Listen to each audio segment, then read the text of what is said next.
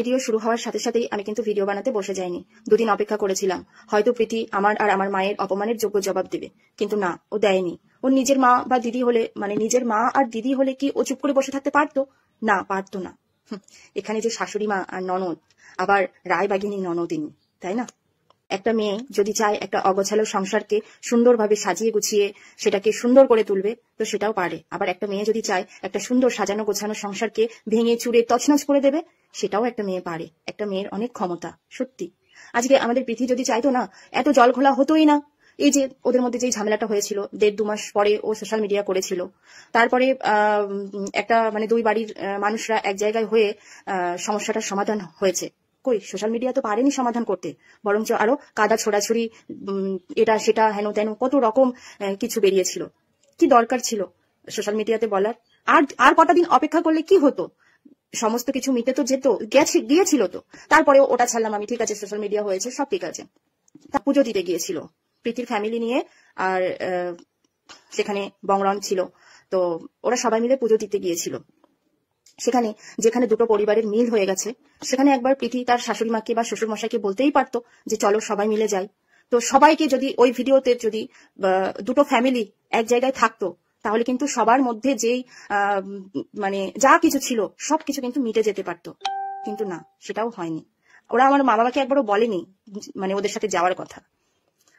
তো যাই হোক, ওই দিনও সমস্ত কিছু মিটে যেতে পারতো, মিটলো না।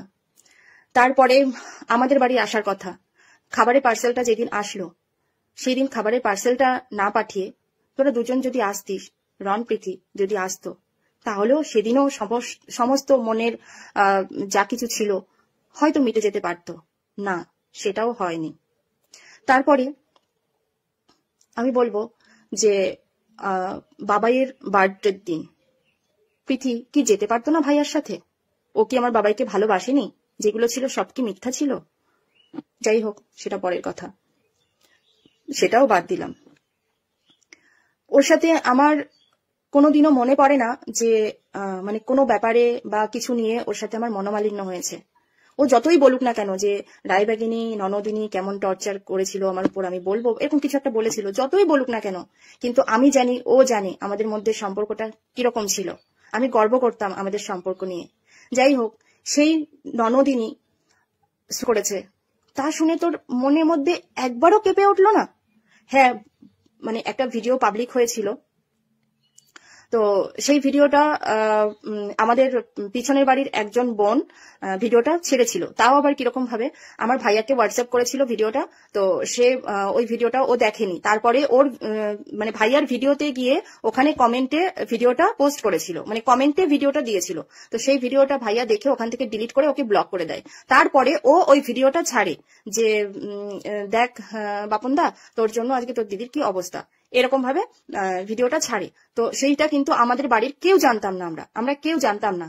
যখন ভিডিওটা 1 মিলিয়ন ভিউজ হয়ে যায়, তখন আমি তখন হসপিটাল থেকে সুস্থ হয়ে তখন বাড়ি চলে এসেছি, তখন ও আমাকে ভিডিওটা দেখায়, গৌরীদি আমি না তোমাকে না জিজ্ঞাসা করে একটা কাজ করে ফেলেছি, কেউ জানে না ব্যাপারটা, এরকম দেখো আমি না এই ভিডিওটা ছেড়েছিলাম, কিন্তু ভিডিওটা এত ভিউজ চলে গেছে আমি বুঝতে পারিনি।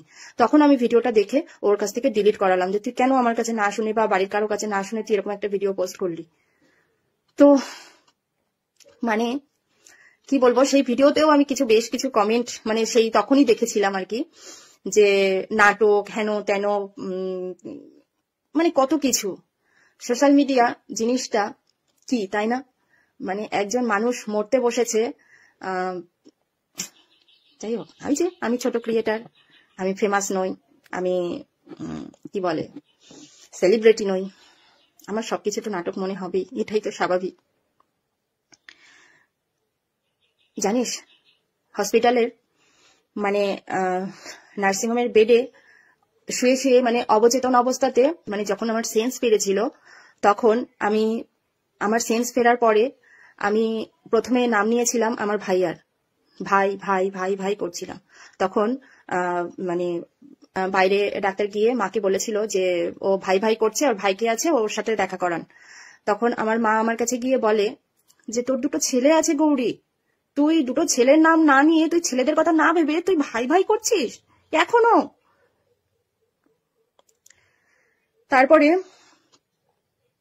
তারপরে আমি তো অবচেতন অবস্থায় রয়েছি, কিন্তু মানে বাইকের ভটভট ভটভট করে আওয়াজগুলো যখন আমার কানে এসেছে, তখন আমি আমার রুমের গেটের দিকে আমি তাকিয়ে রয়েছি, বোধহয় আমার ভাইয়া এসেছে, বোধহয় আমার ভাইয়া এসেছে, কিন্তু না, আসেনি।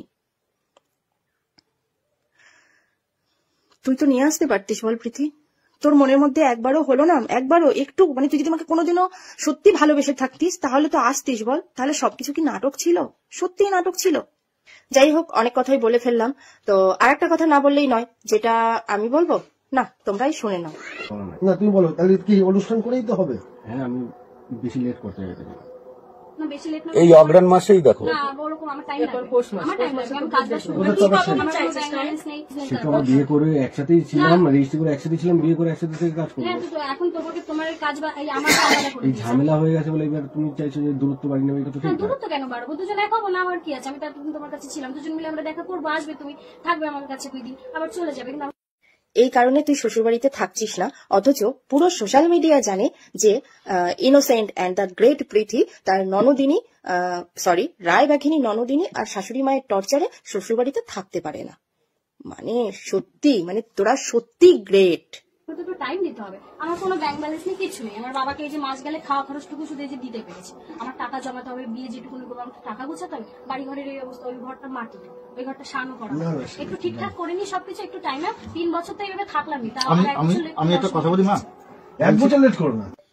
মিটিংটা হয়েছিল নভেম্বর মাসে, আর অগ্রহায়ণ মাস সম্ভবত ডিসেম্বর মাসেই পরে। আমার বাবা বলেছিল বেশি লেট না করে অগ্রহায়ণ মাসে বিয়েটা করে নিতে, সেটা তো তোমরা শুনলেই। কিন্তু না, অগ্রহায়ণ মাসে বিয়েটা করলো না। বিয়েটা অগ্রহায়ণ মাসে হয়ে গেলে তাহলে তো সবকিছু মিলেমিশে যেত, সবকিছু মিটে যেত। তাহলে এত জল ঘোলাগুলি, এত কাদা ছোড়াছড়ি, এত ক্যাচাল কি করে হতো, তাই না?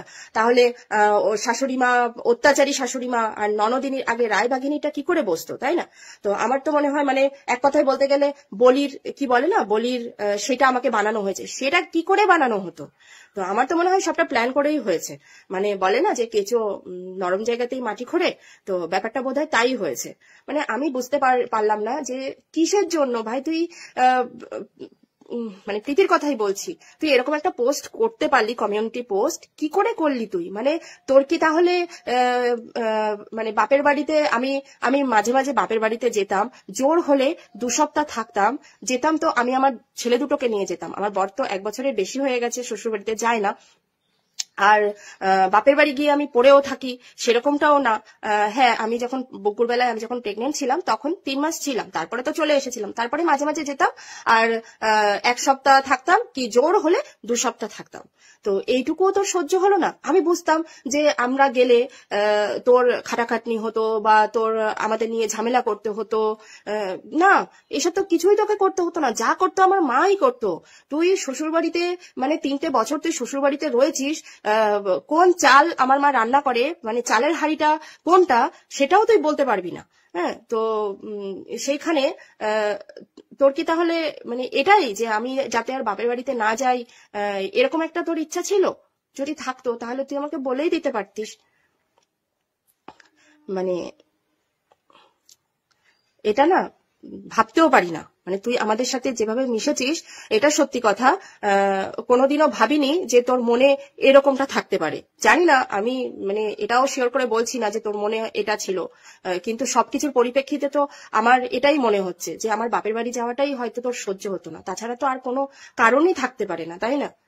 তো যাই হোক, আর একটা কথা, মানে আমার অভিজ্ঞতা থেকে আরেকটা কথা বলতে খুব ইচ্ছা করছে, যে সংসার আর ভিডিও, কেউ কেউ ভিডিও করে সংসার চালানোর জন্য, মানে সংসারের জন্য, আর কেউ কেউ সংসারটাই বোধহয় করে ভিডিওর জন্য।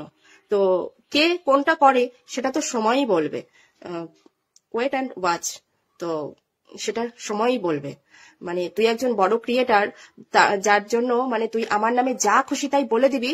আর হ্যাঁ, একদল ঠুসি পড়া, চোখে ঠুসি পড়া মানুষ আছে, তারা বিশ্বাস করে নেয়, কিন্তু ভগবান বলে একজন আছে যার চোখে কিছুই ফাঁকি দেওয়া যায় না, বিচারটা সেও করবে।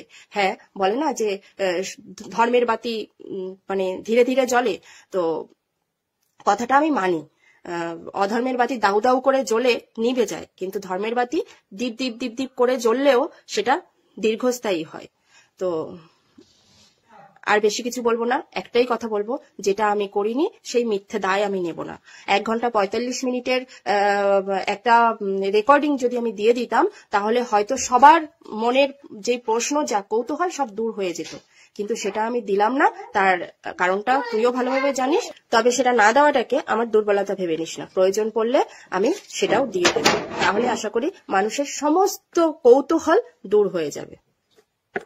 তো বন্ধুরা, পৃথিমণ্ডলের এত কিছু হওয়ার পরে পৃথিমণ্ডলের রায়বাগিনীর ননদিনী এবার পৃথির আসল ঘটনাগুলো তো বলে দিল। এক হাতে তো তালি বাজে না, আমরা সবাই জানি। পৃথির কল রেকর্ডিংটা মন দিয়ে শুনেছেন তো? না শুনলে দ্বিতীয়বার একটু শুনে নিন, ঠিক আছে? আর পৃথির ননদিনী যখন এই ভিডিওটা পোস্ট করেছে, তারপরে পৃথিমণ্ডলের এই লম্বা চড়া কমিউনিটি পোস্টটা দিয়েছে। এই কমিউনিটি পোস্টটায় পুরোটা যদি দেখতে যান আপনার পড়তে আধ ঘন্টার পরে টাইম লাগবে। একদম মানে প্রথম থেকে শেষ অবধি অনেক স্টোরি পড়লাম, কিন্তু ভাই আমি তো কিছু বলবো না। আমি তো প্রথম থেকে বলেছিলাম, কারণ আমি এদের নিয়ে এত ভিডিও বানাই না। 2-3টে ভিডিও বানিয়েছিলাম এদের এই ফ্যামিলির ড্রামা নিয়ে। তো যাই হোক, তারপরে আমি অত ভিডিও বানাইনি। তো তারপরে এই ভিডিওটা 2-3 দিন আগে পোস্ট হয়েছে, কিন্তু আমি একটু দেরি করেই সবসময় পোস্ট করি, তোমরা ভালো করেই জানো। তো এই যে পুরো ঘটনাটা পৃথি ননদের মুখ থেকে শুনলেন, আর এই যে রেকর্ডিংটা শুনলেন, রেকর্ডিংটা কি মিথ্যে? কি বলুন?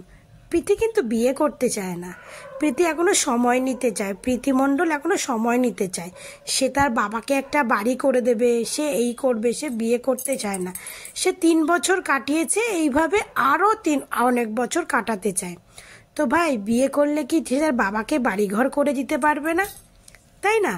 তো পৃথিমণ্ডল বলল না, তার পোস্টে একটু ভালো করে পড়বেন, তাহলেই বুঝতে পারবেন। বেশি বললে আবার আমাদেরকে অনেকে ভুলভাল কমেন্ট করে।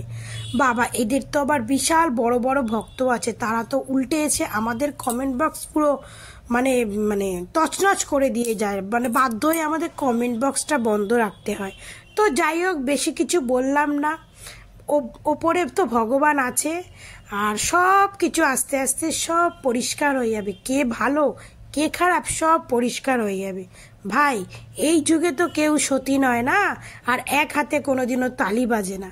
প্রীতি যখন এত অত্যাচার সহ্য করেছে, প্রীতি কোনোদিনও তো মুখ খোলেনি। যখন রনুর একটা ভিডিও ভাইরাল হলো, তখন প্রীতি এখন মুখ খুলছে। এতদিন কোথায় ছিল প্রীতির মুখ? তো যাক, বেশি কথা বলবো না, বেশি কথা বললে আবার আমি অনেক কথা বলি, তো বেশি বলবো না।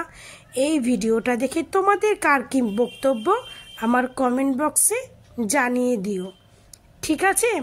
তো সবাই ভালো থেকো, সুস্থ থেকো, আর আশা করো নেক্সট ভিডিও দেব। আমি মাঝে মধ্যে দিই এরকম নেক্সট ভিডিও। তো ভালো থেকো, টাটা।